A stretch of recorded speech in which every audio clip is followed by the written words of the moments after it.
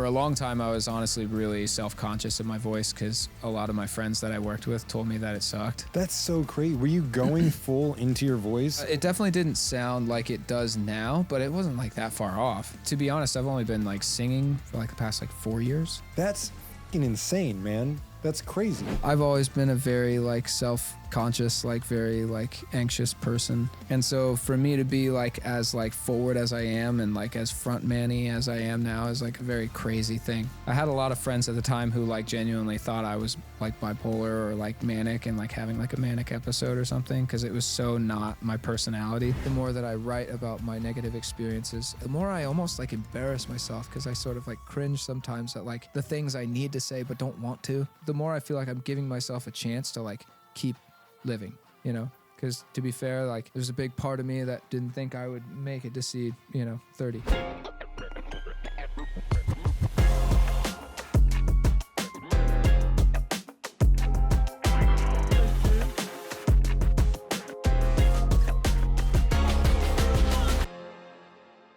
Welcome. This is, you guys have been asking for this since basically the start of this entire podcast. And it's frankly been getting quite annoying. So I didn't actually think it was ever going to happen. I'm pretty mind blown myself. I never thought. I drove to his house.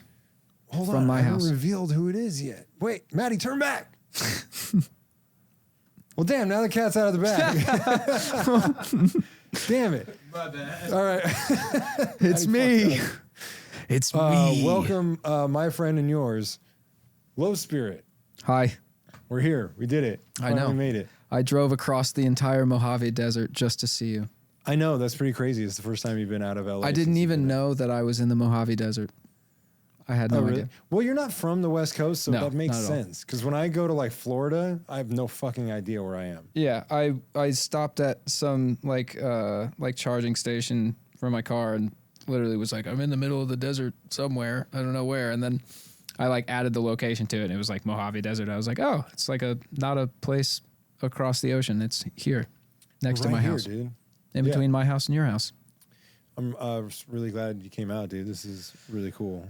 Yeah, me It's too. weird This is seeing you here. It's a rare occurrence. It's a very rare occurrence. This I is don't like Haley's Comet. leave. The last time I left California was to go on tour in 2024. So it has been a whole year. I got back in May last year. It's been a whole year since I've gone anywhere. I'm proud of you. Thanks. Were you like hesitant about it? I was actually, Really? yeah. Yeah, I was. I like started driving and in the first 30 minutes I was just like, do I really want to do this like today? But I was like, yeah, I want to do it. Now that you're here, are you like? Yeah, I'm chilling. Yeah. I'm big chilling. Well, I think a lot of people maybe don't understand quite like the severity of like the things you've been dealing with back at home or any of that at all. So yeah, I mean, well, one is like, I never know when like my health is going to act up. So it's like, it's always a thought on my mind. Like whenever I'm trying to go somewhere or travel or like, you know what I mean? Even if it's like not too far away, like I still think about it and I'm like, oh man, because I feel like it's like a burden. I don't want to like put that on anyone else. You know what I mean? So I mostly just like recluse in my house and just sort of deal with it, I mean, there is like being out of your element too is always a little bit. I risk creature assess. comforts are very nice and all that kind of stuff. Yeah, for sure. So it's always. I definitely risk assess, but it's definitely a thing that like. I guess like if you deal with like chronic illness and stuff, a lot of people like know this. There's something called like having spoons. You know what I mean? Like, and you only have so many spoons every day, and you have to choose what to use your spoons on. It's technically like when you live with chronic illness, you only have so much energy per day to like dedicate to like tasks or different things. So you have to kind of, and it's a lot less than normal people. So you kind of have to pick and choose wisely, like what you can and can't afford to like kind of spend energy on.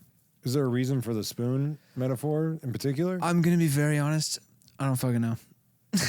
I just heard it a long time ago. And then as I, like after I got diagnosed with like my illness and stuff like that, I met a lot of people on tour who also live with the condition and like would bring me like bracelets with like spoons on it and stuff like that. It was very cute and endearing. All right.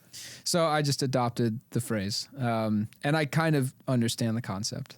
If you were to spoon, would you be big spoon or little spoon? I would be Little Spoon. I'll be. Ew. All right. I'm very Little Spoon energy. just like having. I do. You Feeling know, safe? I'm so used to like taking care of everybody around me that I like to feel, I guess, like cared for. You know, like whenever I get the opportunity to, which hasn't When's the opportunity? Well, I mean, hasn't been lately. you're here tonight. It is me, you, and Maddie. Yeah, dude. I don't It's know. a triple spoon. You could be middle spoon. Yeah, who's gonna be the big spoon? Middle spoon is a whole different energy. I feel like Maddie's too small to be the big spoon. Maddie's middle spoon. I'd love to be middle spoon. That's gross. Maddie's kind of middle spoon when we're making songs. if you Yeah, think that's about it. kind of true. It's like definite middle spoon energy. I feel like I'm big spoon in the songwriting room. Does that make me little spoon? Maybe. What does But that mean? No, I don't think so. I think we're both big spoon and Maddie's little spoon in the middle. I think we're like forking, This dude. is like Eiffel Tower spoon. Yeah, it's kind of like a human centipede more situation. All right, that part has to be gone. Don't let that part. Which part? The Eiffel get- Tower part? Yeah, don't let that. Is that not a thing? No, You ever been to France? I've never been to France. Actually, I've never left the continental United States in my life. You never been to Mexico? No, That's crazy. never been to Mexico. Never been to Hawaii. Never been to Canada. Never been. You never anywhere. been to Canada? No, That's fucking wild. I will for the first time next year, Yeah, that's awesome. beginning of next year. Let me tell you something about Canada. Okay. Not that different from America at all. I wouldn't Except they have imagine. stupid money. It's just Like a lot of money? No, it's fucking stupid. The Oh, actual- like the actual stupid money. Yeah, it's like Monopoly money. Oh yeah. It's What is made it of called? Well, they have loonies and toonies, which are their You're coins. joking, right? No, they're called loonies and toonies. It's the little coins that they have. Those are like $1 and $2, I believe. And then they have this weird Monopoly money. It's all different colors and feels funny. It's very uncool. Sorry, Canada, but you know it. We play shows out there, and everybody's like, "Our money sucks, huh, mate?" Yeah, Loonies. because And, they speak Australian loonies and in toonies. Canada. That's insane. Yeah, Yeah, I'm interested. I mean, I heard that it's not too different, but it's like everyone is like more like predominantly French speaking. well, that's if you go to the East Coast. Yeah. I'm not sure Montreal exactly era. where the spots I'll be stopping are, but I know there's a few. And what I heard was that more people than not like speak French. Like that's like their native sort of language. There's an Albertan accent that's pretty fucking sick. It's Yeah. like I've very only funny. I've only talked to like 2 different people from Canada that are like fans, and they both have really cool accents, and both of them showed up to shows on my first tour, which was really cool. I think there's one who we both know, Yes, right? Uh, She comes to multiple shows. yes, I feel very bad because I can't remember her name off the top of my head, but it is kind of difficult. I think it's Iona. Is it or Iona? I believe so. If you're out Starts there, with an I, right? drop a comment. in She's the chat. very tall. Yeah. Because I met her in person in Ohio. I think it was Cleveland. She like came to see the show, which was pretty cool. And she was extremely tall and extremely nice and extremely French.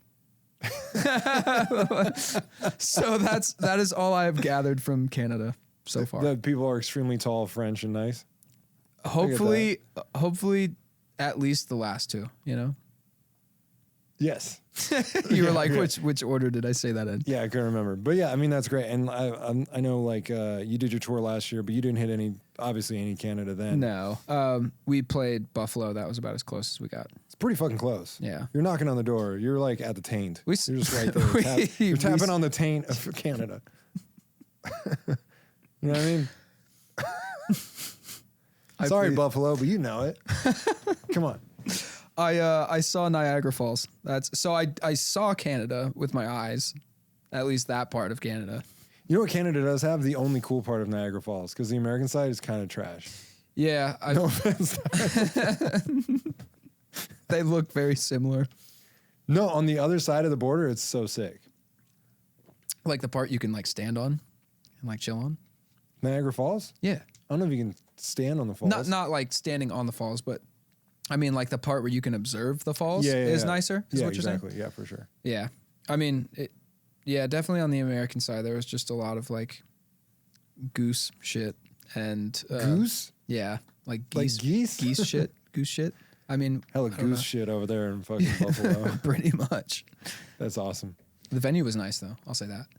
Well, I know that was some of your first times actually performing like a lot of your Low Spirit music or any Buffalo any was Low Spirit. Yeah. What was the? What Was you Buffalo the first? No, not of the tour. The first one of the tour was San Diego, and we played House of Blues there, and then it was Phoenix, and then Dallas. Oh no, it had to be Houston, and then I lost my voice and like couldn't play.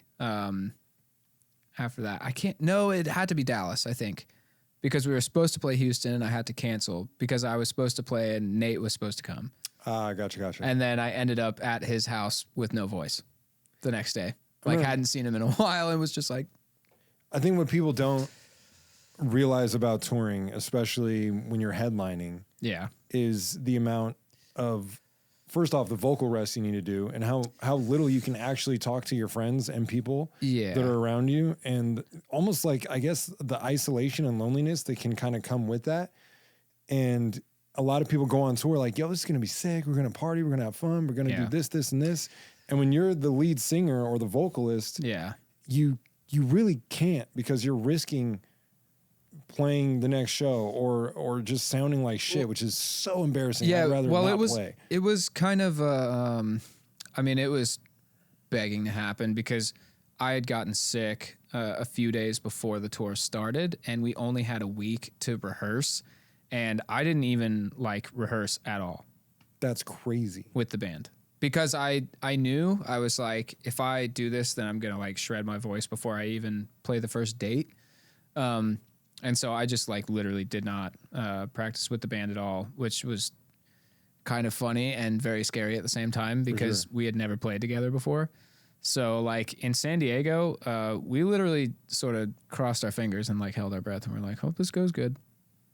And it was fine. I was definitely like not on my A game, but like I needed to get all the first show ever nerves like out of the way, you know? So I feel kind of bad for San Diego on that front because it was like, there were some things that like bothered me about myself, about the performance. I won't like go into details, but, go into complete detail, please. But after the show, like I was like, oh, like that was fun. I can actually do this, you know? Mm-hmm. But there was like so much, like self-doubt like before I left for the tour because I didn't think Low Spirit would ever be a touring act ever. Especially after I got my mast cell activation syndrome diagnosis, I didn't think that I would ever tour. So like playing that show was like huge for me because I was like, oh, I can do it. I can totally do this. And it was like, yeah, it was a pain in the ass for sure. But like the next date in Phoenix, like I got even more sick. But the show was like really awesome. And I feel like the band was on, I was on, like the crowd was loud. It was like, it was a super cool experience.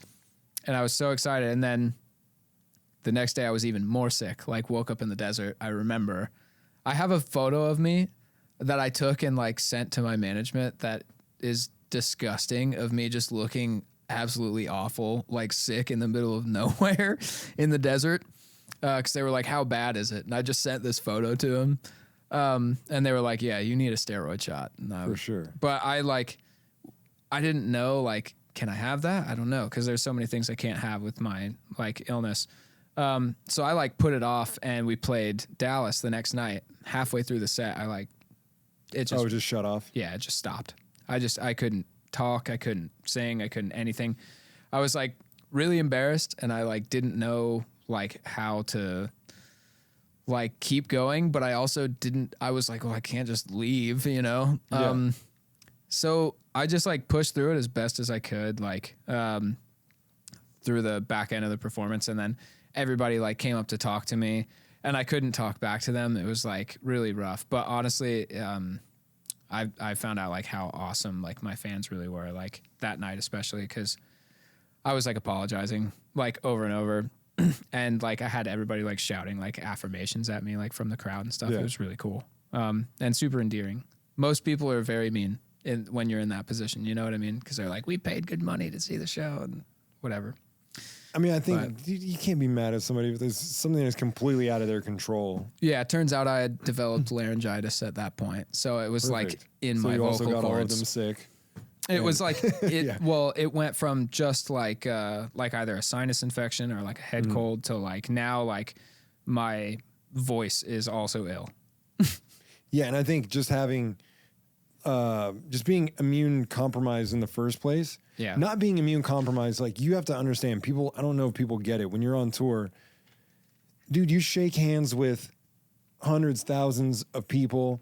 A lot of people are fucking gross and don't wash their hands. It's You true. know, there's other band people that are using equipment that maybe And aren't we were- washing their yeah, hands we and were aren't doing- showering because they don't have time to, and all this kind of Yeah. stuff. And so it's like a petri dish of possibilities to get sick or for something to happen. Yeah, this just happened to be like I got sick before the tour even started, and I just pushed through like 3 shows until eventually like it just caught up with me and just completely killed my voice. So yeah, we ended up like canceling Houston, and then Atlanta, which is like my hometown, was sold out. I still didn't have a voice, like basically like the day before that, so I was like hella worried. So I was like, all right, you know what? I'm just going to take the risk. Like, fuck it. I'm just going to go to the urgent care and get a steroid shot. And best show of the whole tour, like, was that night. And it was like, I don't know how steroids like Was it necessarily work. It was, actually Telly from The Word Alive was the one who like told me which one to get. It was like a very specific steroid shot. It was either him or it was Rory. One of them told me about it. And so I went in and I asked for that shot, and they were like, you have to tell them that you've had it before. And I was like, but I haven't. And like, what if something like bad happens? Like, Yeah. so I asked for this specific shot, and then eventually they like gave it to me. I was walking out of the doctor's office, almost blacked out, had to go back into the doctor's office and like lay down and like drink salt water. Damn. Then I get back to the venue, and like an hour later I could talk. Like my voice was back and everything. It was the most insane thing. And then I don't know, dude. Like I got on stage and was just like super, just like, I guess I was like roided out or something. I was just like going crazy. It was like the craziest show of the whole tour. I feel like I had the best energy and the best performance, and my voice just felt fucking bench great. pressing. Yeah, it was On the nuts. side, just It carried blasting. me. It carried me through the rest of the tour for sure. Well, dude, that's why I don't ever go on tour without prednisone. Yeah. Which is like a steroid. Just when I start feeling run down, where I'm like, well, we have 9 shows in a row. Yeah, I heard that they offer you like the oral steroid stuff first. Yeah. But everybody was like, no, fuck that. Like, Yeah, just if go you straight got for like the today, shot. For Yeah. sure. So,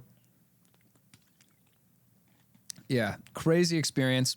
Was very scared of steroids. Next time, I will not be very scared of steroids. Well, I think it's interesting when you're just saying that you never thought Low Spirit would actually be a touring act Yeah, in general. My forgot I said kind that. of interesting thing about you and your journey in music, period, is like, did you ever think you would be an artist No, in the first place? Because No. I know you kind of came up writing and producing, correct? yeah. Well, drumming first, yeah? Yeah, so well, I mean, technically, when I was 11 years old, Hurricane Katrina had happened, and I was a kid living in Slidell, which is like this little town outside of New Orleans, and we had lost our home and everything, so we moved to Atlanta. And the first friend that I made, his name was Greg, and he had a drum kit, and his dad was in a cover band, so they had like cabs and like everything you could imagine, like in the basement.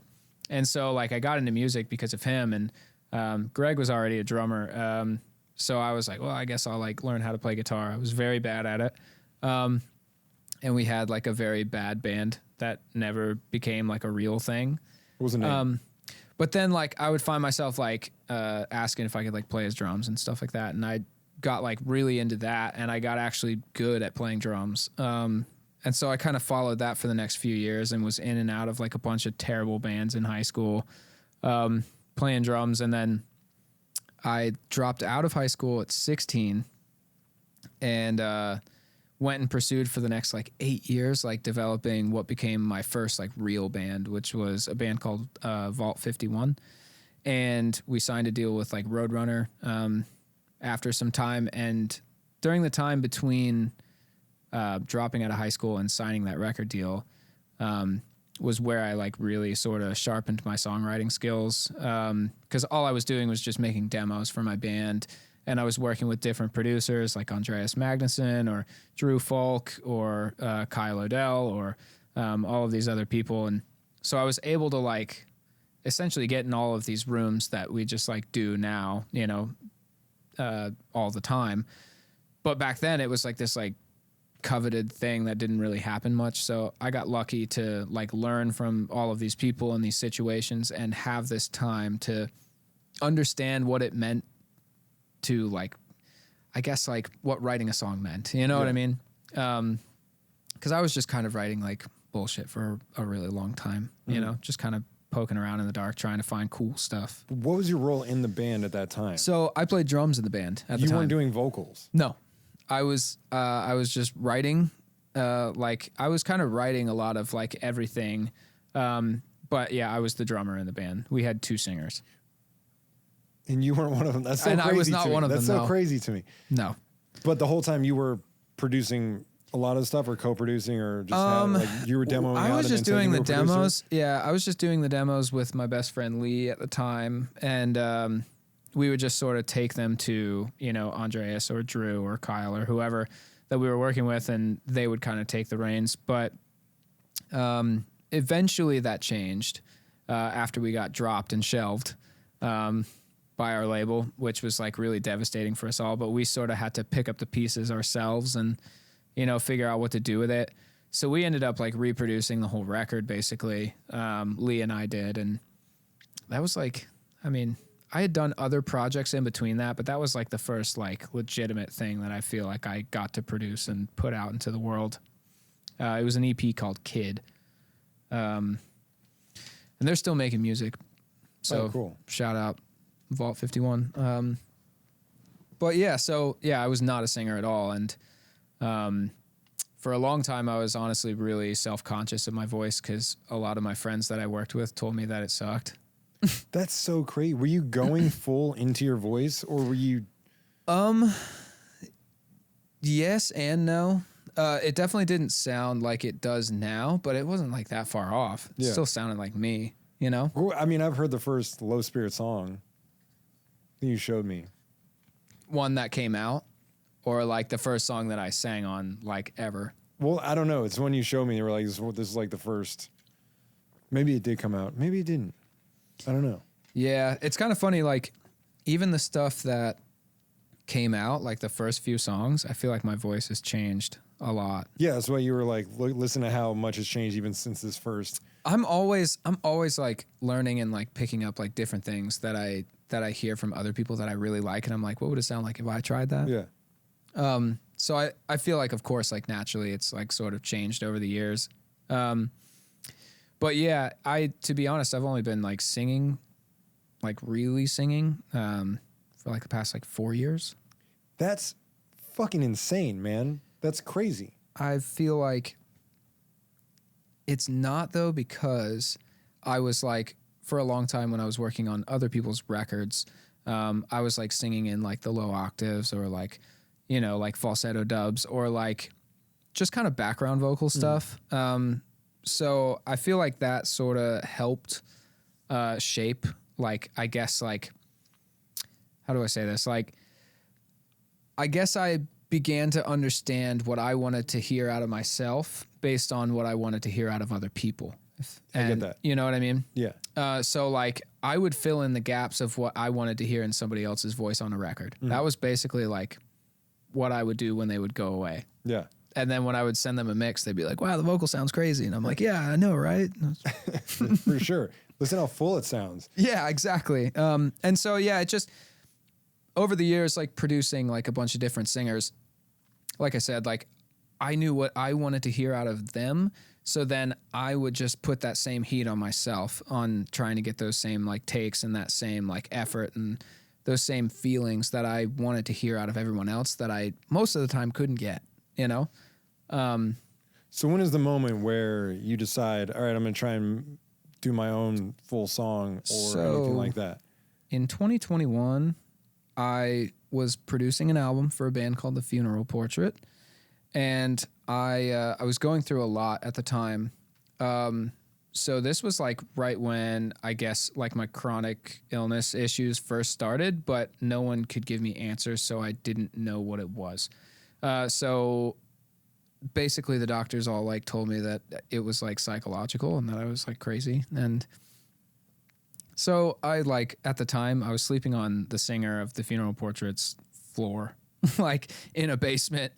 I had lost my car, lost my house, lost my relationship at the time. Like everything was just really bad. And I was on my way back to his spot, if I can remember, from a session at Johnny Andrews' house.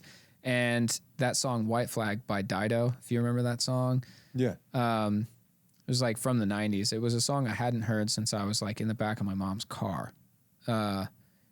And that song came on Spotify randomly. I don't know what I was listening to for it to like curate that song, but it did. And at the time it like resonated with me super hard. I had just gotten a CPTSD diagnosis. So I was just like going through a lot and I thought I was genuinely crazy. Like I felt like I had like no grip on my life and I didn't know what I was doing. And like that Funeral Portrait record was like the only thing I had like left really.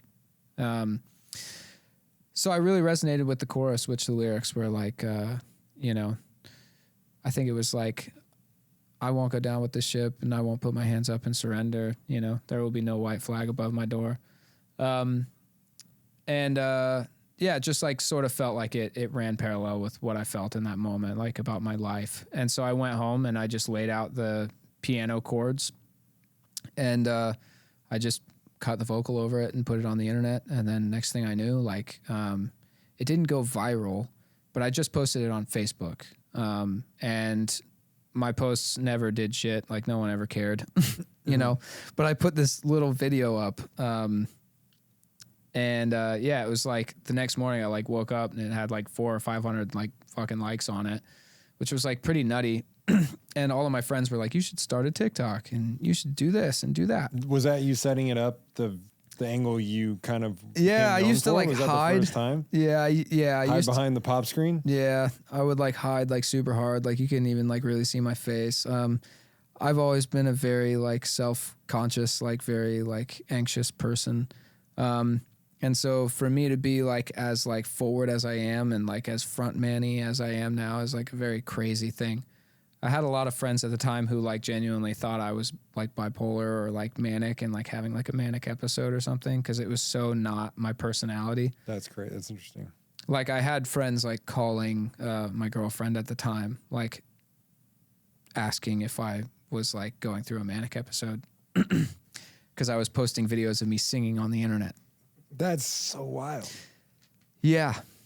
So someone you says, know who you are too. Oh, you son of a bitch. I'm not crazy. I was just trying something different. And yeah, well, I guess it was just something different. It was just crazy in the beginning. Yeah, it was just so out of character. And I totally get where he was coming from too, you know, because like, again, I was a very quiet person to myself. I didn't like, you know, I was never a very loud individual. So for me to like be posting these things was probably pretty jarring. But I don't know. I started a TikTok and that video did go viral eventually. And is that one of the first ones that you posted? It was the very first one. And it went viral? It first did. time? Not first try, no warm up? Not immediately. It did get I think it got like 28 or 30,000 views though, okay. Which was like pretty nuts for like my first video that I posted. That was like overnight. It got that. And then over the next like several weeks, it went super viral. I remember this was. I don't want to bring politics into this because it's like a super divisive thing. Donald Trump shared it.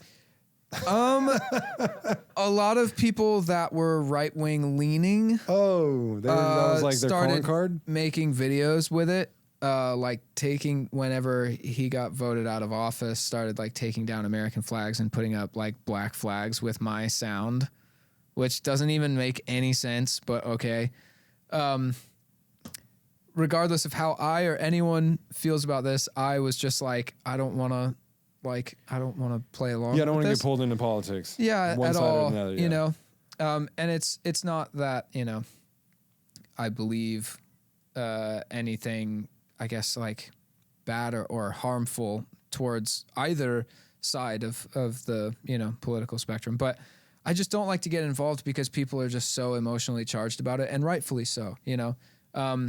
But I'm confused about what I even think about my own existence, you know, like, so anyway, moving on. It ended up basically as like the anthem for like that whole movement on TikTok, and it was like I didn't know what to do with that. So I just kept making other ones, you know. And eventually they all started to go viral, like every single time that I posted, which was like pretty nuts. These were just covers and remixes. Yeah, it was just me basically taking a song that I resonated with in a moment at the time, something that made sense to me about my own life. And I would just sort of like strip all of the bullshit out of it and all of the production and loud drums and loud guitars or whatever. And I would just like kind of bring out like the blood and guts of the song. I would just do the piano chords, something simple, like one instrument, maybe a little like guitar lead over it, and then just the vocal. And I would just try to make people feel what I felt when I heard that song, you know? So I would just basically take these songs and like flip them, and just, that's all I cared about, was just making people feel what I felt, you know, the connection that I made about my own life in that song. And that, I guess, sort of led me here. And, you know, now I'm here fucking harassing you on a couch and living in LA and making music There's full time. a lot of in between that happens between that and here. Were Yeah. you even under the name Low Spirit at the time? No, it was under like a moniker called Sad Songs Only, which was just something I thought was cool that I saw on, I'm pretty sure, my friend BMO's guitar. It was like a sticker that they had made that just said Sad Songs Only. I just thought it was really funny. And so to be honest, it was a joke. Like, cause I thought that making a TikTok was for like, you know, lip singing like Starbucks girls only, Yeah. you know? So I just called it Sad Songs Only because I wasn't taking it seriously at all. When did you decide Low Spirit was the name and that's what you were going to run with? Originally, my artist name was supposed to be Gloom. That's cool. GLUUM. But it was already taken, and every other version of the name was already taken. Like EDM person.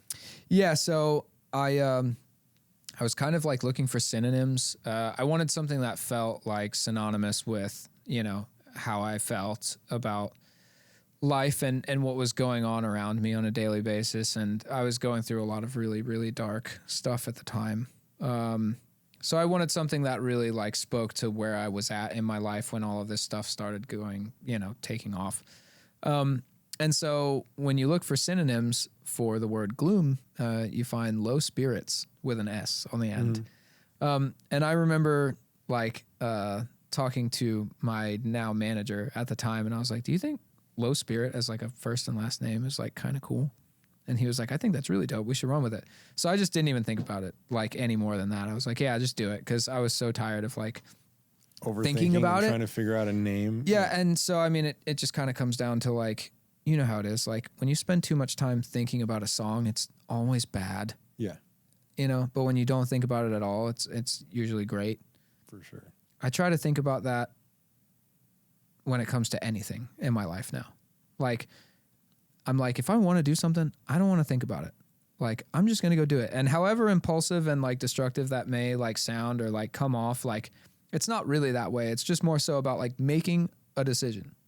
Like, I feel like for a long time, I got so bad at making decisions because I would just think so much about it until I just didn't do either thing. Well, because you lose confidence in yourself and your own, Right. and that's making a decision is having confidence in your problem solving or in what you want to do, and really owning, yeah, this is me and this is what I want to do.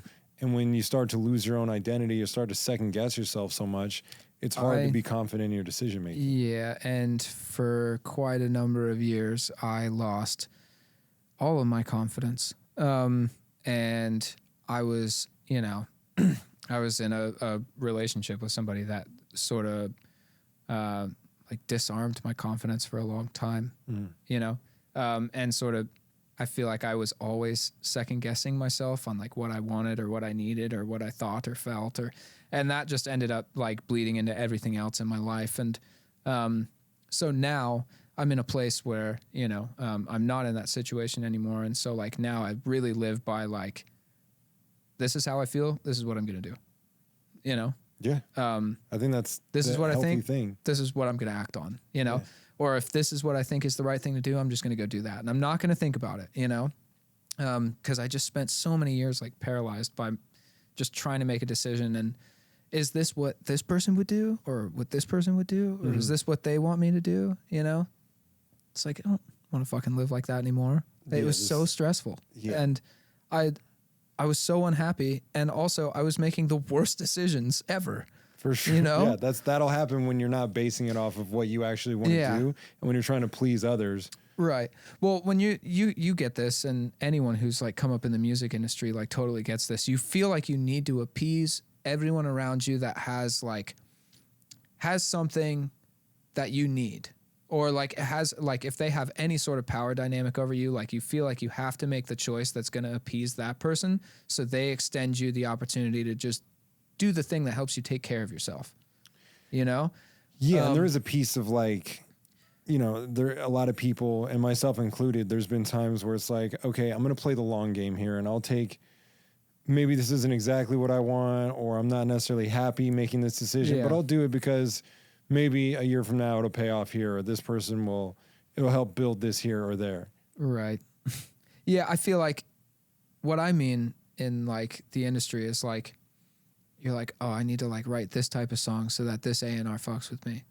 I need to like look this sort of way so that like my producer like has more faith in me when he's like pitching me, I need to like sound more like this so that like these people really like me, so that I can like make this type of song later, which is what I really want to make. Like you're constantly thinking about what everybody else fucking wants except for you.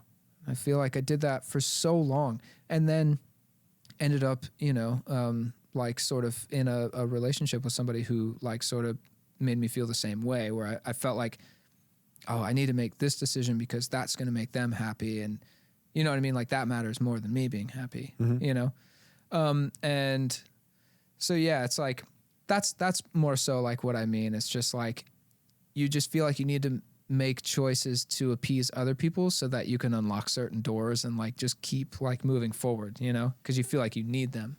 It is a weird, like,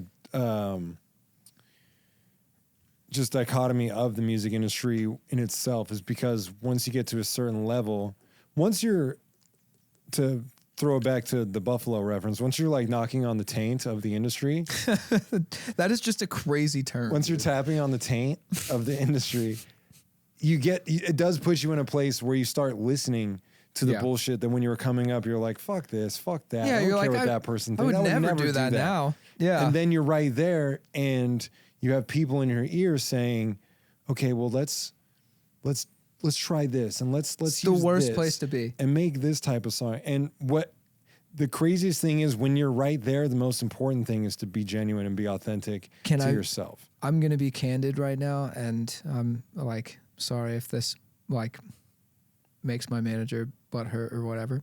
Can I tell you what the worst position to be in ever is? Sure.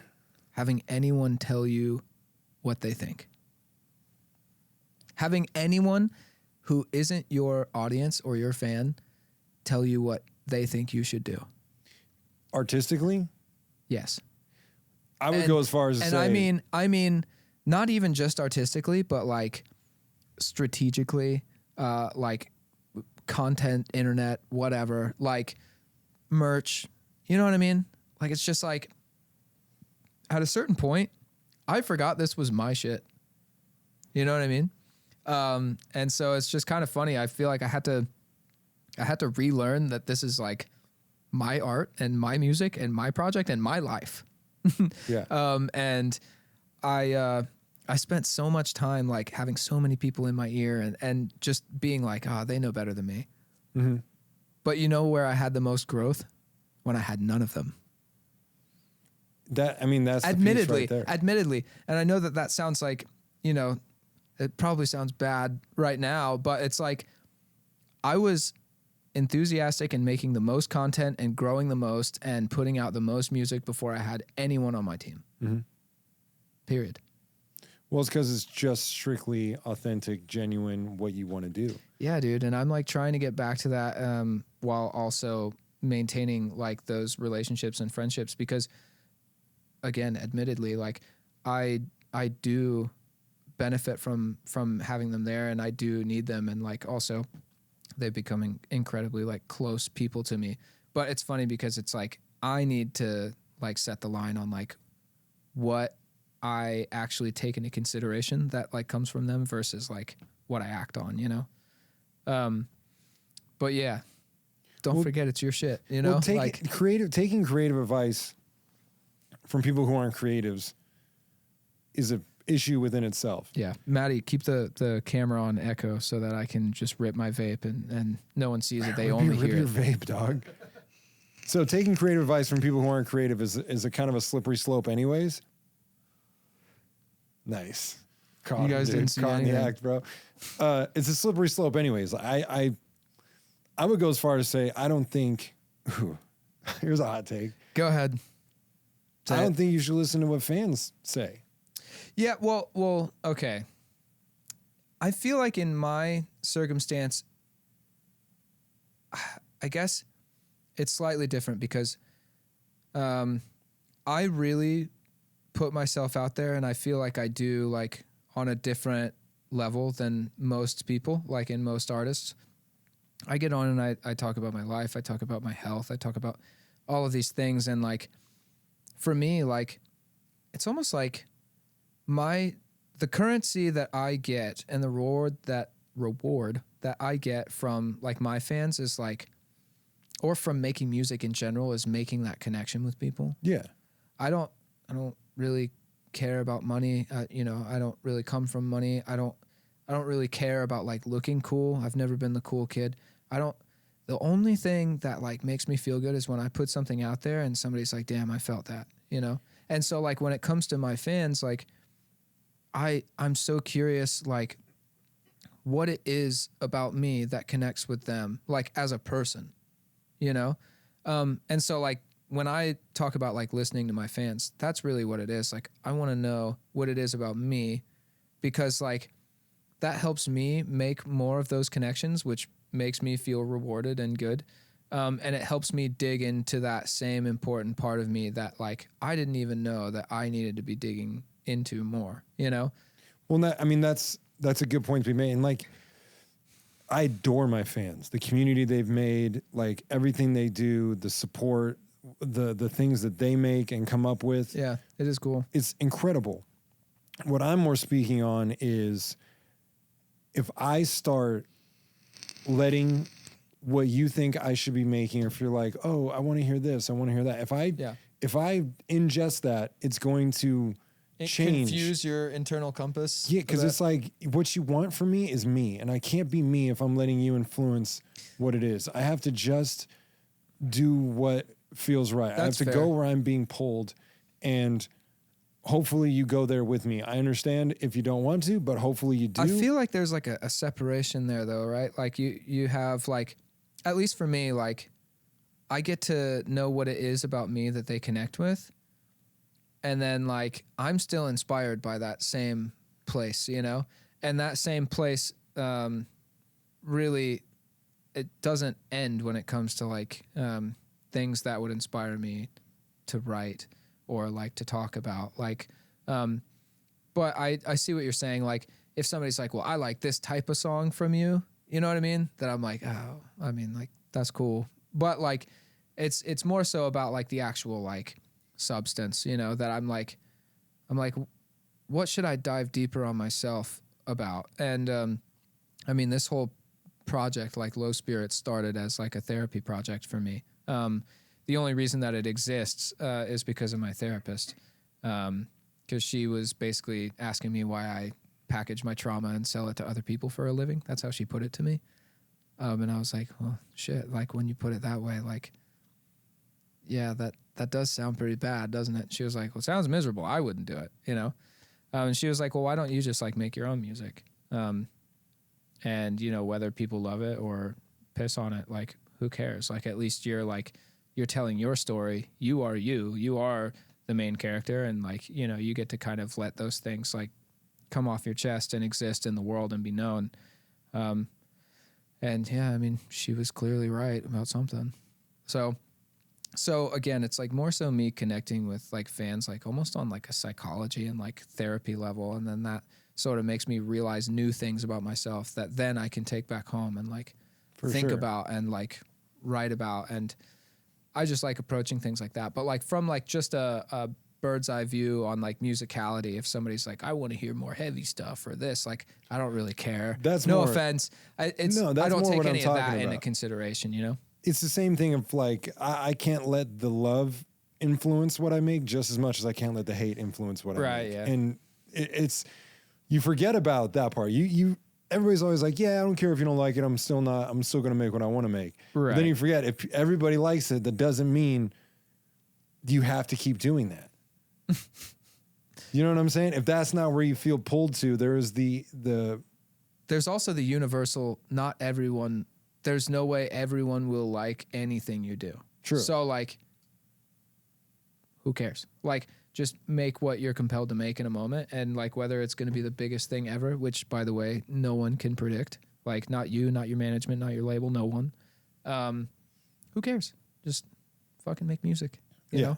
And I mean, I've been influenced by fans just by their stories and by finding out, you know, how something connects with them, or a moment I can have with somebody at the merch table at a show. Yeah. That, you know, there's a lot of times when people will share very incredibly intimate things that have happened with them, or what a song has meant, or what a line in a song has meant, or how it's helped them, and all this kind of stuff. And all of it hits and all of it, you know, resonates.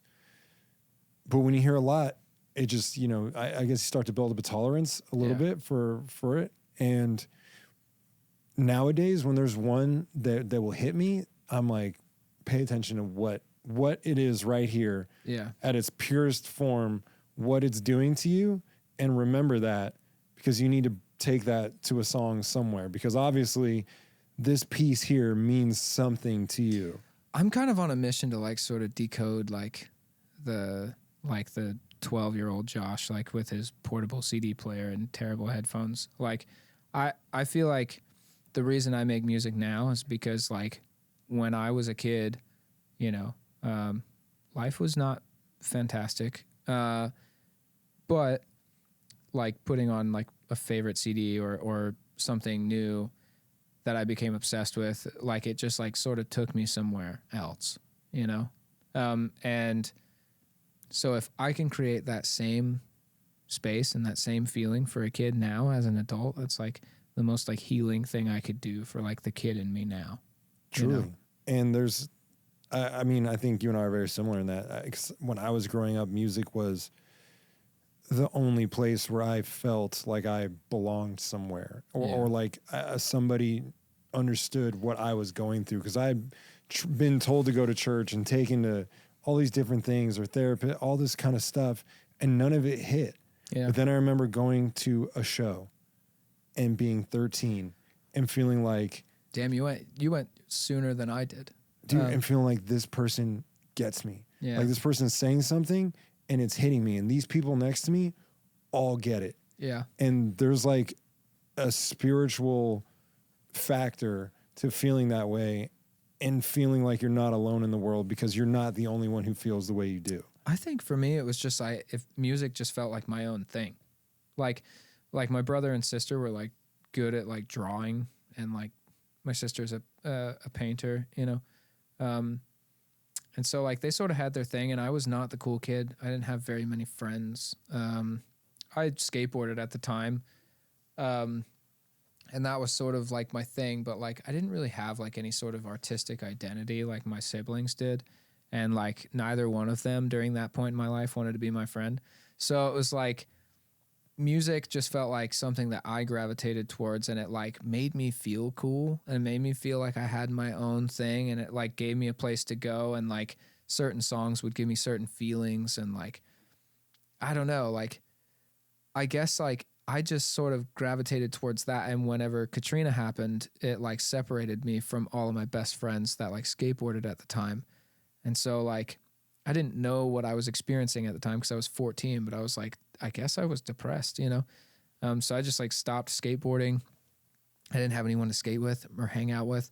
And the first friend that I met was my friend Greg, and like he had all of this like music gear and stuff. And so I just like sort of dove into that, and it felt like I just needed somewhere to like belong. And I feel like, you know, before I moved to Atlanta, and met Greg and all of that, I feel like music was sort of like calling me over there, but I didn't quite go chase it until that point, you know, after Katrina. And then I kind of put skateboarding down and just pursued music. And then all of these little things started to sort of click for me. And like, I found my reason why later, if that makes sense. But yeah, it's like, I don't know. My first show that I went to, I was like 14. I went and saw My Chemical Romance. And it was the Black Parade tour, where Muse was the opener, which is like That's crazy. Yeah, but it wasn't even like, I wasn't paying attention to any like lyric or like any like preachy bit. Like, I was just like, man, they're so fucking cool. And like, I want to be cool like that. Like, I just remember like being 14 and just being like, I want to do that when I'm older. Like, I just knew that I wanted to do that, but it was like so hard for me to like really decode like exactly why. But I just felt like this immense energy from music, and like that's what I wanted to feel all the time.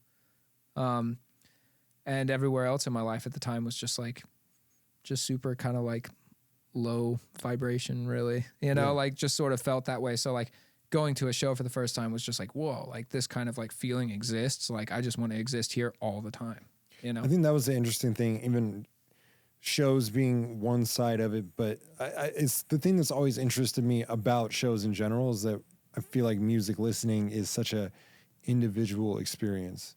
And going to shows is the first time you're doing this with other people. Because the thing, I went with my sister. When it came to music, I was always a more emotional kid. Yeah. Like highly emotional, highly sensitive. I just operated at that frequency, and lyrics to me were everything.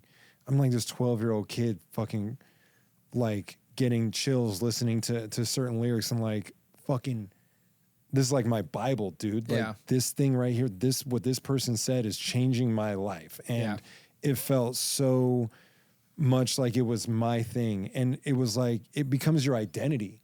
And the music that you listen to, especially at that age, for me was, this becomes everything. I'm going to try this on. I want to be, now I'm into underground hip hop, and this is me, and I like all this, and it's all about blah, blah, blah. Fuck the industry, fuck the mainstream. This is me. And you build your persona or your character based on the music you listen to and all this kind of stuff. See, at the time I was listening to like, I was 12 years old listening to Sing the Sorrow by AFI. Yes. And so it makes sense that I wasn't quite a lyric guy, because like, if you really look at any AFI lyric ever, you're just like, what? Dude, this is my favorite thing about AFI is I love so many of their songs. Yeah. And so many, I don't even know what they're saying. Yeah. It's unfortunately. I literally tried to pick, when I was doing the cover stuff on TikTok, I wanted to cover AFI because they're like my favorite band of all time. It's the only band I have tattooed on my body. But they were like the first band that I truly got into. But yeah, I like tried to pick one and I couldn't do it because I was like, none of these have like a legitimate like chorus. Like which is what I would do. I would just pull the chorus from like whatever song I was like, you know, wanting to do at the time and go for it. But I'm like, none of these have a true chorus. I don't know how to do any of this. And it's just like, you know, you do like Silver and Cold, and it's just like the lyric is like, your sins into me, oh beautiful one. It's just like, what? Like if I wrote that now, like I would get slapped. like what the fuck are you talking about? But it is such a, I mean, I think when we first met. I love that song though. Yeah. I think that's when we first met. I was like, I knew we were going to be best friends because AFI is my favorite band. Yeah, dude. So many people, like, I don't have any friends that were like as like into AFI as I was when I was growing up. Like I wanted to be part of the fan club, which was called the Despair Faction. Despair Faction. I never had enough money. I guess I wasn't old enough, and I didn't have enough money. I think you had to be like a certain age or something. Maybe you didn't. I don't remember. I remember following what was going on in there when they were making Sing the Sorrow. I remember asking my parents for permission to be a part of this thing, to which they told me no. So that's all I remember. I remember calling the radio station and asking them to play Days of the Phoenix. And they had no fucking clue what I was talking about. Because this is before Sing the Sorrow came out. They're like, what are you talking about? You're like, play that fucking song that's not even out yet. Yeah, no, it wasn't. It was just, they weren't a radio band. Yeah, yet. Maybe it was just like super underground. Yeah, I remember walking into Hot Topic. This was like 2006. And I remember they were playing a song off of December Underground. And I had never heard the new AFI album yet, which was December Underground at the time. And it was a song called Kissing Control. And the chorus like was just super loud in the store. And I was like, this is sick. And I was like, this is totally AFI, isn't it? And I asked like the person that was working there, and they were like, yeah. And then they pointed to the record. At the time they sold CDs, which was really cool. I wish we could go back to that, but we can't. So, and I bought December Underground like right there, like in 2006 at a Hot Topic in the Mall of Georgia. And yeah, that's the one that I have tattooed on my arm. And that album like really, really like made me want to take like learning how to play like seriously, like when it came to like guitar or like drums or whatever. And so there was actually like a tutorial on like how to play Miss Murder on guitar. Nice. And that was like one of the first things that I like really sat down and learned. I was very bad at it. I'm sure. Well, shout out Davey Havoc, the fucking goat, dude. Dude, I still think. Straight up, I wanted to be straight edge and vegan all because of Davey Havoc. Unfortunately, my autoimmune condition does not allow me to be vegan, which is pretty funny. Yeah, I think that was maybe the one thing that forced me to be straight edge. Kind of. I mean, is straight edge? I vape though. That's not straight edge, right? Well, don't you smoke weed, or you stop smoking weed? No, I can't smoke weed anymore. Yeah, but so you've been forced. Yeah, pretty much. I've been held against my will in the camp of straight edge, but at least I'm like, you know what? It's cool because Davey Havoc's straight edge. Davey Havoc's very, yeah. I mean, that was maybe the one thing I didn't relate with, because I was like, I'm still gonna do all the drugs. You're like, man, I feel you on all that other stuff, but drugs. But drugs are sick, dude. I'm gonna do that shit. Have you tried cocaine, Davey? Probably not. It's probably why you're straight edge. Yeah, I have also not condoning cocaine use. I have never tried cocaine. Actually, never ever. No, I've never done any drugs other than like I've smoked weed. That's about it. We were just talking. Never done mushrooms. I've never done mushrooms. Never done cocaine. Never did acid. Never did Molly. Never did any of that. Nothing. It's just like Maddie doing fucking mushrooms by himself and in crying the woods. in the shower. Yeah, listening to the album. Maybe. Oh my God, dude! Take your medicine, Josh. Yeah. Take your medicine. Is that your medicine Don't alarm? complain. That is my medicine alarm. It's fucking 8 o'clock already. I mean, you know, time flies when you're. It's fine. I can wait pods. another like 30 minutes anyway because I took my last one 30 minutes late, so it's fine. Sounds like I'm taking birth control or something. Yeah. Straight edge boy. But yeah, I mean, I just always thought it was so crazy how someone as great of an artist as you are doesn't even start out wanting, or not wanting. I'm not saying, but first off, thank you for calling me a great artist. You're my favorite. Thank you. I think I pretty much let that be known. I think everybody pretty much knows that. But I don't do drugs, but I don't do drugs. I don't do drugs. Listen. But I am just as tortured as somebody who does have an issue, I feel like. And it's not the same, not comparing the two issues like they're the same thing. That made me sound like a very insensitive person, but you know what I mean. Like I have, you know, my struggles. And I guess like some people, like I know Noah from Bad Omens said that like the tortured artist doesn't exist. And I'm like, I am living proof that it definitely does exist. What does that mean? The tortured artist doesn't exist? I don't really know. He was just like saying, I think he was just trying to sound, I'll be honest, maybe these are fighting words, but I think he was just trying to sound like profound. Like, you know what I mean? Where he's just like, the tortured artist like isn't a real thing. Like, you know, like we're all fine. Like we don't, you know what I mean? Like it felt very weird. But I remember specifically seeing that in an interview with him on TikTok, like maybe a year or two ago. And I was just like, buddy, I'm right here. But Yeah. Yeah, There's it's a lot like- of things I say in passing where I was like, if somebody fucking just clicked that and was like, this is what this dude believes fully. I'd be like, well, I'm I was just at this festival. This dude asked me a question. I was trying to sound cool. Dude, fucking leave me alone, man. Yeah, that's very fair. But I'll just say that, like, you know, I don't do drugs, but I do like live in like pretty much like what I was describing to you like last week, like when I was just like kind of going through it. It's just like, you know, living with mast cell activation syndrome like very much feels like living in a prison. Like I eat the same thing twice a day, every day. I have for 3 years because like I can't really tolerate food anymore. I can't tolerate being outside for too long or being in the sun for too long or being too hot or too cold or too this or too that. Like, it's like, it's very hard. Like I feel like I live in a box and so it's like, I do feel things like very deeply because it's like all I have like left on my day-to-day like sort of life is just the interactions that I have with people and the exchanges that I have with people. That's like the most like valuable thing in my life right now that I like look forward to like every day. Is just like just conversations and just like getting to experience like, you know, being with other people. So it's just like I find myself, because I can't experience as much as I used to, I think way more than I used to. And I have way more room to think way deeper than I used to. And so like I go through it, you know, and I have like these moments where I just think myself into a hole and like I don't even know how to like feel like me anymore, or like how to like talk to people anymore, or how to reach out, or like it just gets really dark really quick. And so whenever I do find myself like kind of coming back up to the surface for a minute, that's when I find myself writing, you know?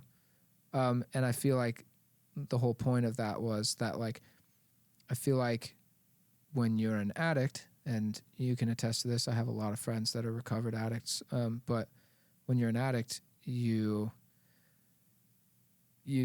I guess dose yourself into that same hole, you know what I mean? Like, and you like put yourself in that same sort of feeling or that same sort of space, like when you're sort of like binging and then you come up to like breathe for a second and you're like, no, I can kick this and like everything can be fine. And like, that's where you find yourself being functional. And that's where you kind of find yourself like taking the time to write or create, or, you know what I mean? But I feel like we do go through these cycles of just like, you know, like hitting the bottom and just like having to feel that for a while. And then life sort of picks us back up and we come back up to the surface for a minute. And then that's when we like spill everything that we just experienced and felt and thought about, you know? So I have ADHD. I have no idea where I was going with that entire No, I mean, spiel. I get a lot of what you're saying because But- I think with your particular situation, I can imagine that there's an inherent loneliness that comes with. Oddly enough, that's where I connect with people the most. Is what? Like just that feeling of, I guess, isolation and loneliness. And, Well, yeah, because the connection about loneliness is your way out. Connection is, and it's also like way more ambiguous than just my personal experience, you know, with like my autoimmune condition and like these other things that are going on in my life. And I feel like everyone has their own definition of what it feels like to be alone and what it feels like to be, you know, weighed down by something, and whether that's a substance or another human being, unfortunately, in like abusive situations or toxic relationships, you know, or, you know, it's some sort of like health condition or whatever. Like everyone knows what it's like to feel isolated or to feel incapable or less than.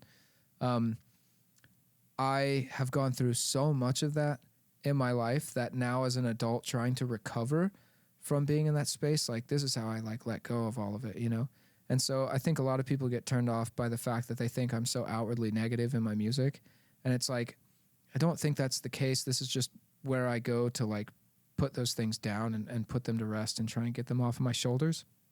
And I find that the more that I write about my negative experiences and the more that I speak out about the uncomfortable things, and like the more I almost like embarrass myself because I sort of like cringe sometimes at like the things I need to say but don't want to. The better I feel, you know, Yeah.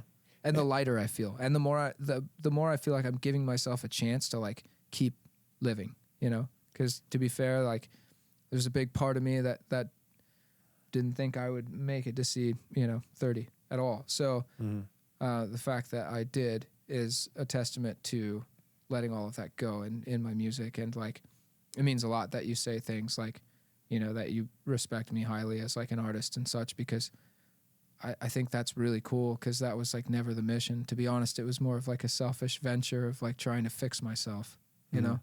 And the fact that I've connected with so many people just trying to fix myself makes me feel incredibly good and valid, and like I'm doing something that I don't even understand, which feels, I guess like profound, feels like I'm doing something special by accident. I mean, I think you are, and I think it's, just a testament of, your you as an artist your music is some of my favorite. Just the way you write, your choices, what you do, but it's not even just your music.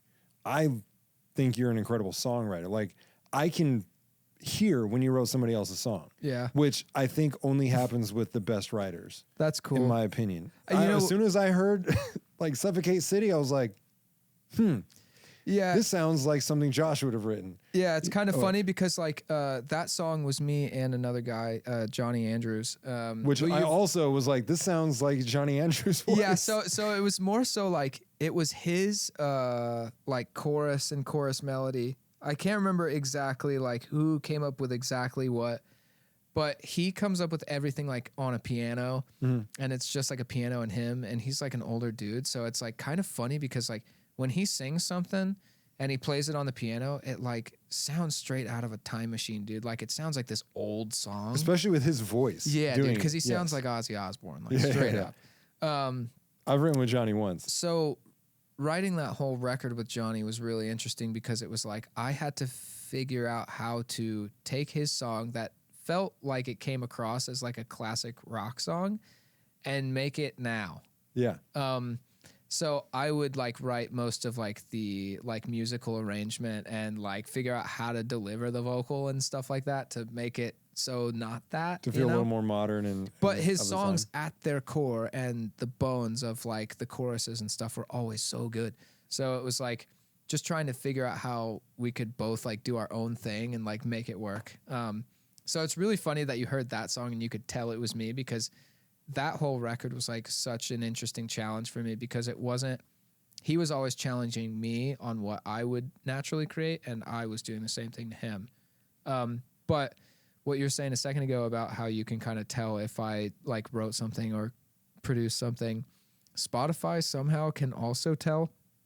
And even if I'm not listed on the credits, like, because all of my fans also like, for the most part, are bands that I've like written for or produced. Yeah, that's very funny. Or like, and then other bands that I have written for or produced, their fans also like are other bands that I've like written for and produced.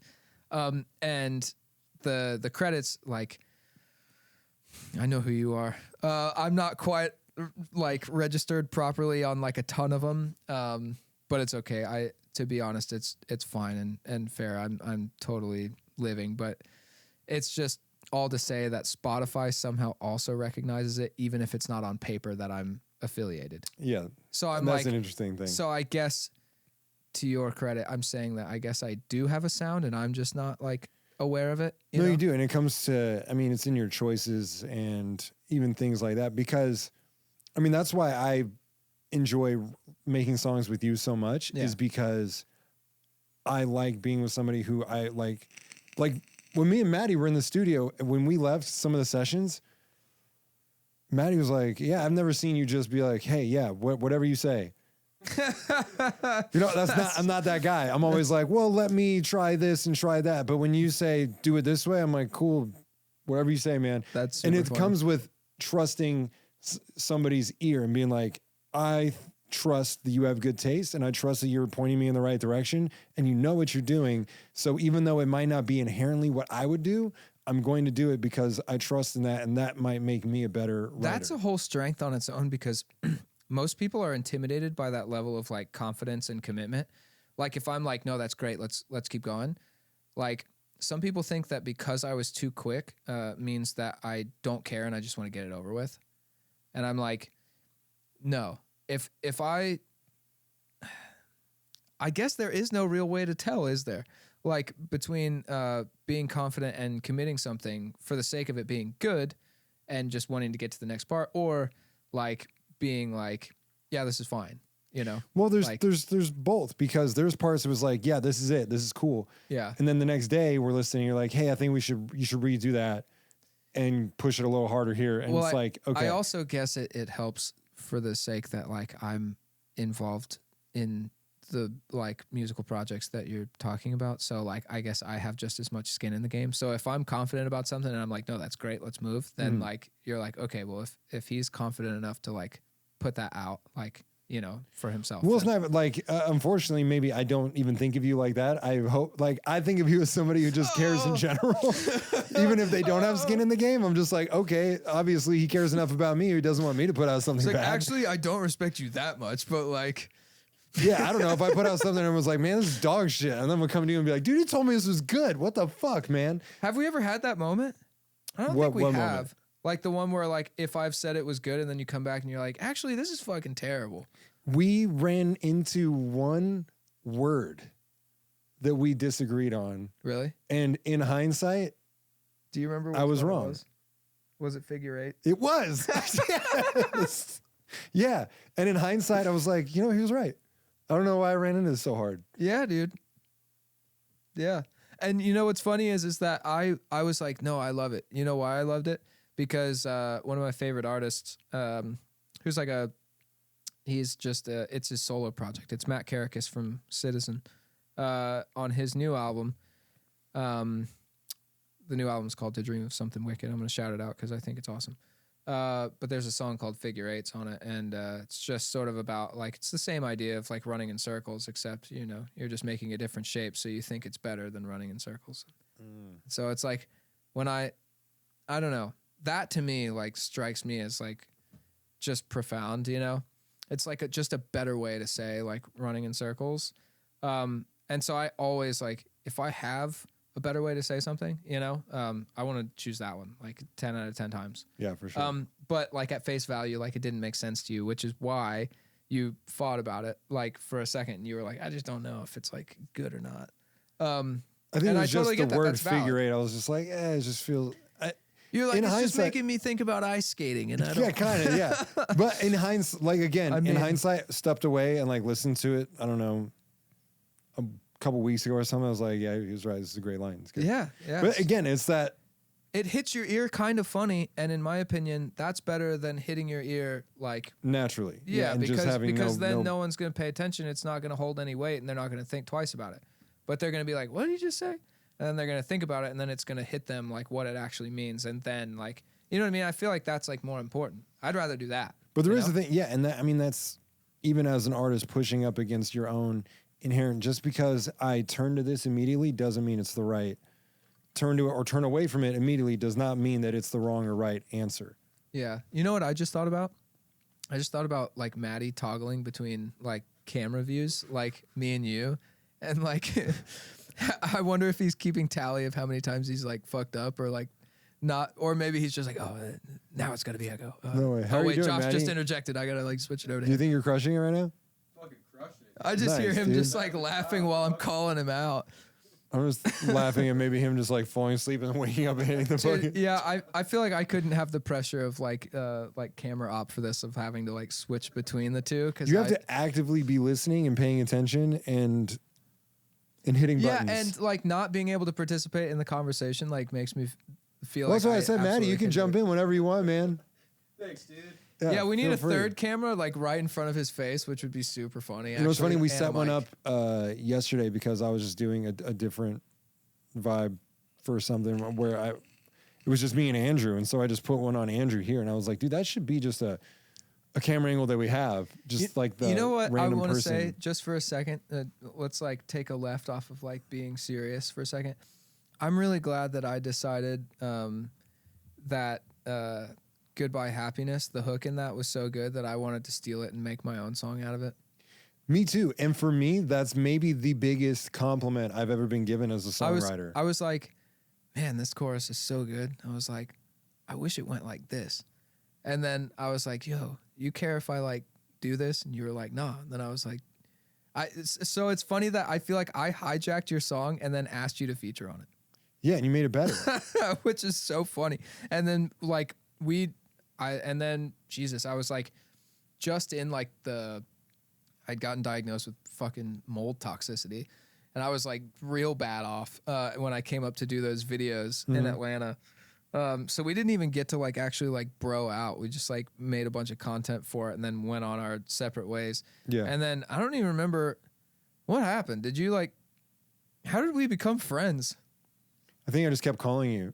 I don't remember what happened. I have a thing in me. If I like somebody, I will reach out That's a the lot. thing. I want to be everybody's friend. Like when I don't. work with everybody, like I want to be everybody's friend. And I felt like I left like making such a bad impression because I was just so ill, like at the time. And that's like just such a big like pressure on me. Like now, is like, man, when I was on tour and I got sick and I had to cancel that date, like you should have seen the things that some people like said to me. I mean, fuck those people, dude. Yeah, People it just trash, sucks, dude. and I can't help but like think about like showing up like not able to be like myself because like you know who I am and like what kind of person I am, and I'm like fun to like be around and hang out with, but like when I'm like not feeling good, right, I'm Maddie? not that guy. Yeah, Say yes, yes. Matt. Say yes. Shake your head. Say yes. Yes. Yeah. Yes. But yeah, when I'm like not feeling good, like I'm not even like a fraction of like myself. So yeah, whenever I like leave situations being like, damn, that was like the first impression I left on this person. Like, Dude, I had so that I didn't think we'd hang the out. other day so bad. I had the worst interaction I've ever had with a human being, maybe ever. I thought you were about to say, dude, that happened to me the other day. I had like the worst diarrhea, and like I this had guy, the like worst diarrhea, dude. I was with friends. this guy totally walked away thinking I was so not cool. No, man, we were in my booking agent takes me and Andrew to this bar in Nashville. And was like, you got to come out here, blah, blah, blah. Was it here. Red Door? Yeah, Red Door. Jesus, I hate that place. I can't She's fucking like- see, dude. She was like, "You're gonna hate this place." Just telling you before, and I was like, "No, man, I'm open and shit." No, dude. And like we were there 3 minutes, and I was like, "Yeah, fucking hate this place." But yeah, dude, your eyeballs hurt. The whole fucking patio is just like LED lit red, and it's just like, I feel like I'm like squinting, just like trying to just not get a headache from just being there. but it was like you need to meet. Come on, you can meet this person, that person. And, Yeah, dude, that's the other thing that I hate. I'm just like, what if I just like didn't, you know? Well, Like, and what it if- was like I do like these people, and they're people. It was Lil Aaron, who I've been listening to Lil Aaron for years, and I think his writing is great and all this shit. That's And it's very like, fair. I've heard Yo, good this is things Lil about him. Aaron, and I meet him. I'm like, dude, big fan. He's like, yeah, same man. I love what you're doing. And then we were just there for a second, and then it was just like, You're like, I'm gonna get a Diet Coke. okay, not that. It's just like, what are we doing here? Yeah, that's why I don't like my management tells me like, you need to go out and network. And I'm like, the fuck does that mean? Like, go out and network. You mean you want me, the guy who like has all of the social anxiety in the world. Yeah. You want me, the guy who also can't drink, can't even have a Coke. You want me to go to a bar or a restaurant with somebody and awkwardly have nothing, and I have all the social anxiety, and you want me to make friends with them right there in that environment? I'm like, that's not gonna happen.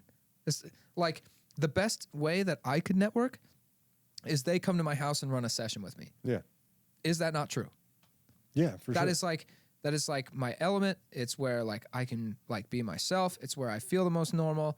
I have the most to talk about. Like I know how to navigate that. And 9 times out of 10, when I work a session with somebody, I come out the other side being their friend. True. You know? I think that's a But- good thing. But, I mean, the same sort of situation. Like, it's so funny. I'm like, I'm pretty like 10 for 10 if I hang out with somebody just and so- meet them and we work together, or we were just around each other in a normal, like even like workspace or Yeah, video or something, you have a better chance. That's I'm like why, 10 times out of 10, I end up going on tour with that person. yeah, that's why like They're like, going to meet up with somebody, like trying to find the love of your life on Tinder doesn't work. It's like the same thing. well, let's I, find out. I know that some people have done that, and that's great. You're like the tiny percentage that has, but like it's the same thing. Like you're like, oh, this person's like really attractive, so you like set up all these expectations on who they are in your head and how you're going to interact with them, and like you get there and it's just super awkward. It's the most awkward date you've ever had in your life. You have nothing in common other than the fact that you think each other is attractive. Like that's it. And it's the same thing with like networking in the industry of being like, oh damn, like this person has made some stuff that I think is really cool. So now you have like all this pressure on yourself to like be this guy, to like make an impression. Like it's just so not natural. Yeah. It just like never worked for me. And like anytime I think they like stopped taking me, maybe I'm wrong. I think Luke didn't really do this, but like Kylie would like take me to these like, I guess like shows or like release parties or whatever, where she would like try to get me to like socialize with people or interact with people. And I think she just Ooh, he realized looks nice. Go talk to him. I think she just He looks realized like- it didn't work with me. Yeah. Like, cause she would be like, oh, this is Josh. This is like low spirit.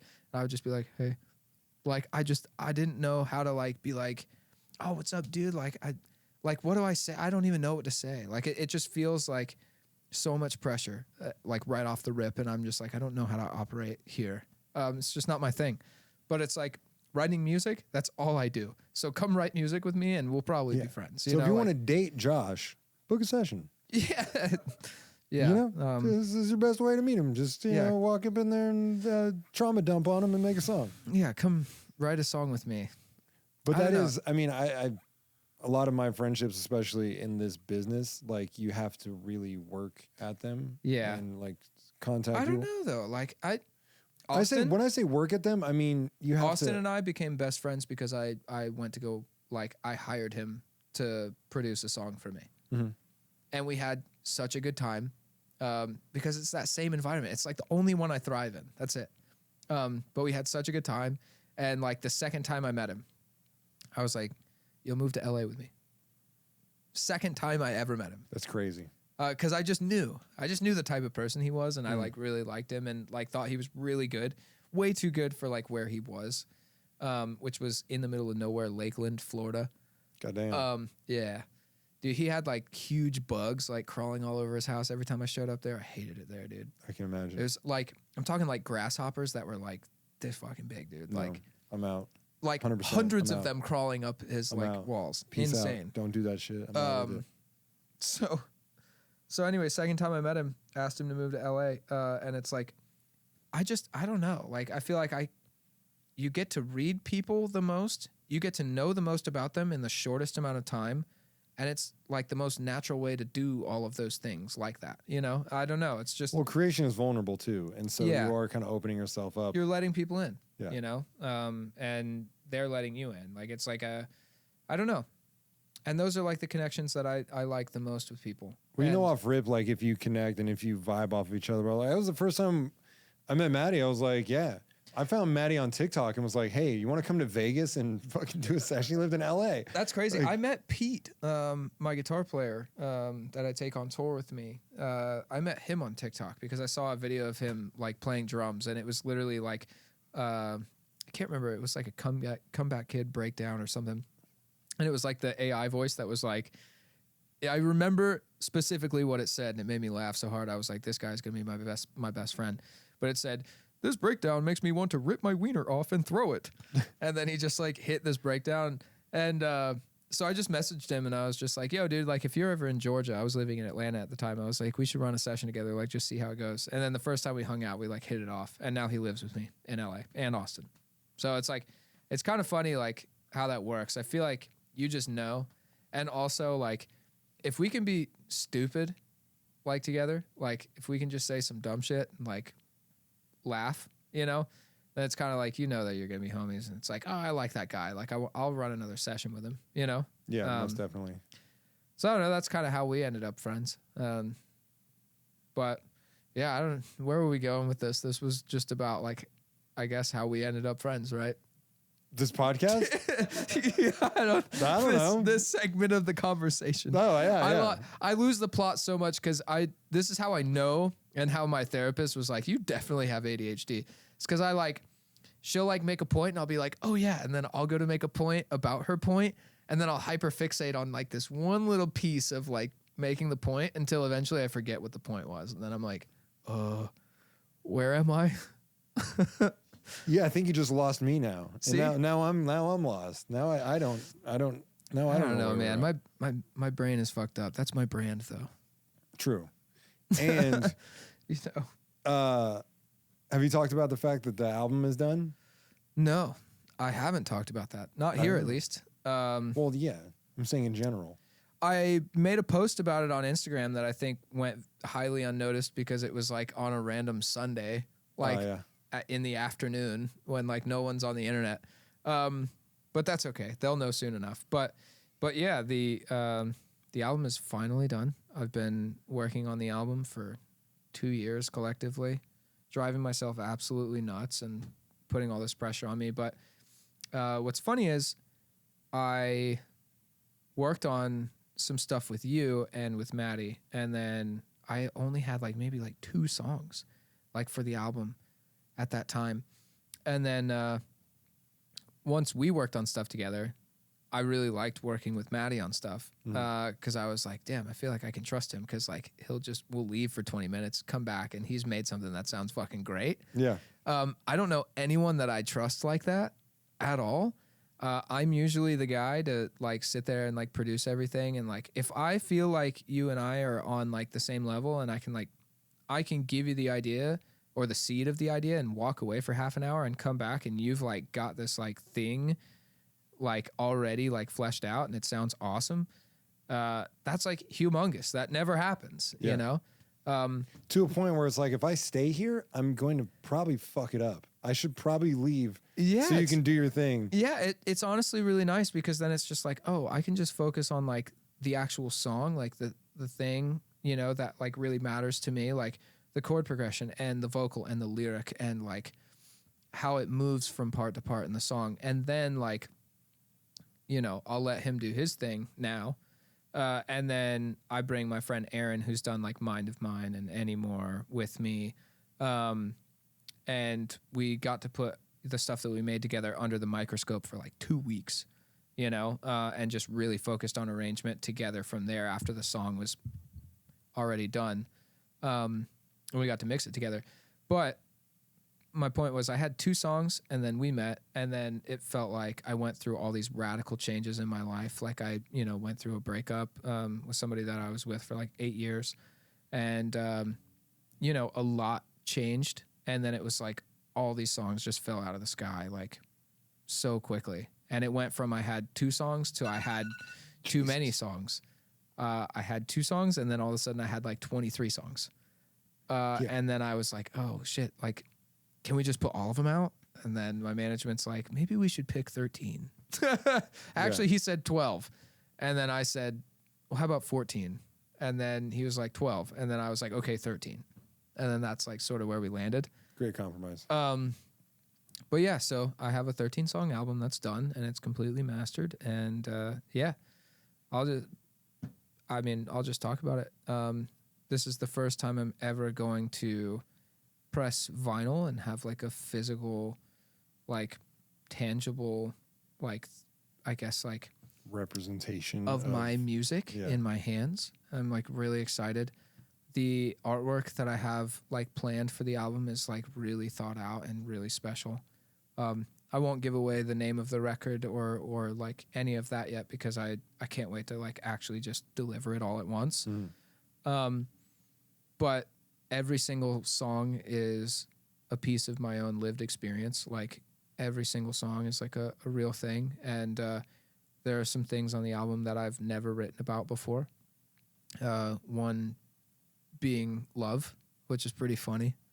I feel like everyone and their mom has written about love except for me. And maybe I just felt like I couldn't for a long time, you know? And I think it was because I was in a relationship where I recognized that I was not in love, you know? It's also way more vulnerable. Yeah. It is. And talking about heartbreak It in a is. weird way. It's way And more vulnerable. also, when it comes to me, because all of my songs are so incredibly personal, when a song doesn't go over well, it feels like rejection, like real rejection. You know, when you're like trying to tell like your homie like something that like really matters to you or like really bothers you, and it seems like they're totally disinterested, and like that feeling in your gut where you're like, I feel kind of embarrassed right now. It's like that, you know? So like, I feel like love being like the most like vulnerable thing that you could write about, it would hurt the most, you know, Most to like, definitely, to get rejected. But yeah, this album has like everything on it from, you know, like questioning life and why you even exist in the first place to, you know, falling out of love to falling in love with somebody that, you know, I didn't expect to like, calling out my friends that have sort of, you know, drug me down by the ankles whenever something good happened to me. And just recognizing that the people you thought were in your corner weren't actually real, you know? There's just so much. There's a couple of songs for my son. There's just so much substance, like, and so much of my real life that was like poured into every single song on the album. I'm very, very excited to put it into the world, and I hope that it's received. You know, I don't even care if it's well or bad. I just hope it's received because I want to feel heard. You know, because I feel like most definitely. I mean, I've heard the album. I think it's incredible. I mean, I gave you my full fucking breakdown. He did give me a full breakdown of the whole thing. Well, I mean, I think when people send you stuff beforehand, I think it's like, you know, I think that's a special, like that's like an honorable position to be in, and you should kind of take that as it is. And, you know, I'm glad that you like it and you think it's awesome. Everybody that I've shown it to has had nothing but positive things to say, and I can't wait to see how that actually translates in terms of like what my fans and my audience think of it, and what people who have never heard me before think of it.